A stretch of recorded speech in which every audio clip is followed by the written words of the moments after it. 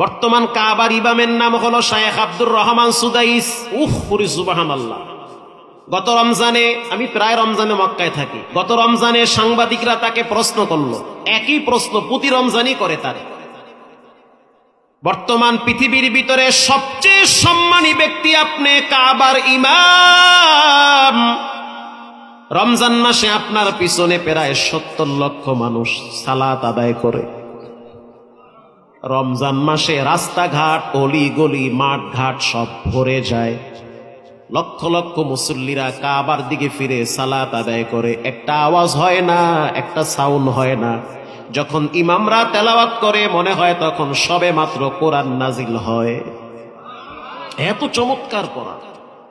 সাংবাদিক প্রশ্ন করলে এত সম্মানের পাত্র কেমনে হইলেন? তিনি জবাব দিল, দুইটা কারণে রব্বুল আলামিন আমার মর্যাদার সম্মান বাড়ায় দিছে। এক নম্বরে মায়ের দোয়া, 2 নম্বরে কোরআনের বরকত। 1 নম্বরে মায়ের দোয়া কেমনে? বলে আমি যখন ছোট ছিলাম, মাত্র 9 বছর বয়সে আমার বাবা আমারে মাদ্রাসায় ভর্তি করছে। আমার কণ্ঠটা চিকন কণ্ঠ, মায়াবী কণ্ঠ। আমার আব্বা ব্যবসায়ী মানুষ, বাড়ি হলো দাম্মামে। মক্কা থেকে প্রায় 12 থেকে 1400 কিলোমিটার দূর হলো দাম্মাম। ওখানে আমার বাড়ি, গ্রামের বাড়ি, ওখানে বসবাস করি। আমার আব্বা সিদ্ধান্ত নিল, যেহেতু আমার অনেকগুলো ছেলে মেয়ে, ছোট ছেলে এর নাম রাখছে আব্দুর রহমান। আল্লাহর কাছে সবচেয়ে দামি 2টা নাম, একটা হলো আব্দুর রহমান আর একটা হলো আব্দুল্লাহ। বাবায় সিদ্ধান্ত নিল সন্তানটারে মাদ্রাসায় দাও, দিয়ে দিছে মাদ্রাসায়। মাত্র কয়েক পারা মুখস্থ করছি, এর মধ্যেই সংবাদ পাইলাম আমার আব্বা অসুস্থ হয়ে গেছে। বাপ যদি অসুস্থ হয়, সন্তান যদি ছোট থাকে, তখন বেশি কষ্ট ছেলের চেয়ে বাবার লাগে। বাবায় যখন বুঝতে পারছে আমার হায়াতের জিন্দেগি বুঝি সমাপ্তি হয়ে যাচ্ছে, বাবায় যখন বুঝতে পারলো আমার হায়াতের সূর্য বুঝি লাল হয়ে গেছে, তখন সন্তানকে পাশে ডাইকা সন্তানের মাথায় হাত বুলাইয়া দিয়ে বলেছে, সন্তান, আমি তো পাক্কা নিয়ত করছি তোমারে কোরআনের হাফেজ বানাবো। দুনিয়ায় যত সম্পদ আল্লাহ আমাকে দিয়েছে তুচ্ছ মনে হয়, যদি তুমি হাফেজ হইতে পারো অন্তত পক্ষে কোরআনের কিছু নেকি আমার কবরে যাবে। বাবার অনেক বড় আশা, বাবায় মারা গেল।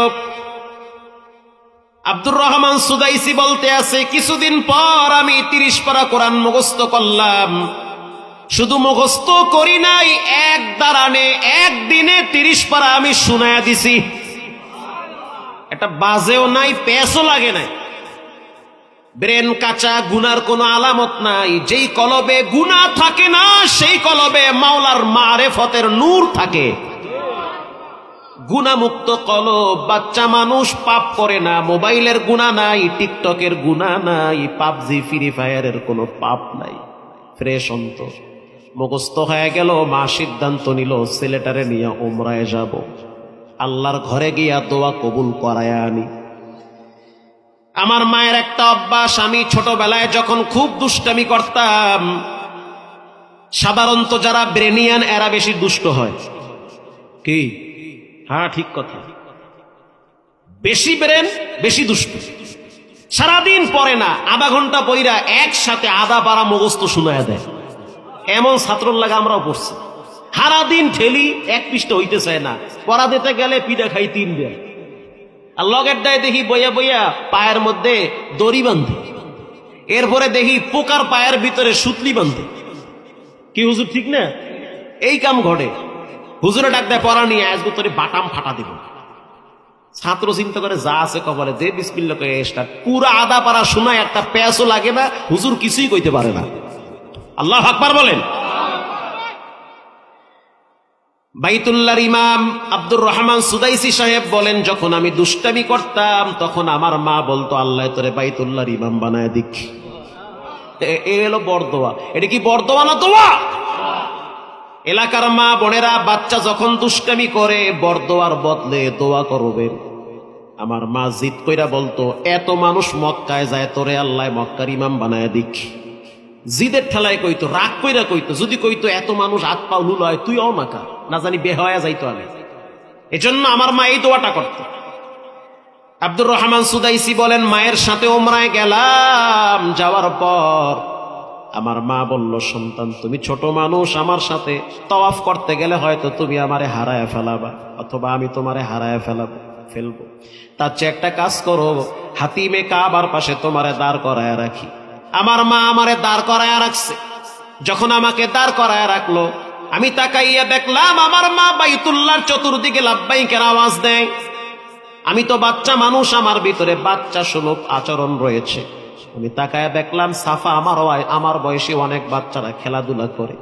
মায়ের কথা ভুইলা গেছি, আমি দৌড় মাইরা সাফা আমার বাচ্চাদের সাথে খেলাধুলা শুরু করলাম। এদিকে মায়ের তাওয়াফ শেষ হয়ে গেল, হাতিমে কাবার পাশে এসে দেখলো আমি নাই। মা তখন কষ্ট পাইল, বুঝি হারায় গেছি আমি। আমার মা চিন্তা করলো, যদি আমি সন্তানরে খুঁজতে যাই তাহলে সন্তান আমারও খুঁজবে, দুইজনকে পাবো না। তার চেয়ে আমি এখানে দাঁড়ায় থাকি, সন্তান ঘুরে ফিরে এখানে আবার চলে আসবে। বুঝতেছেন?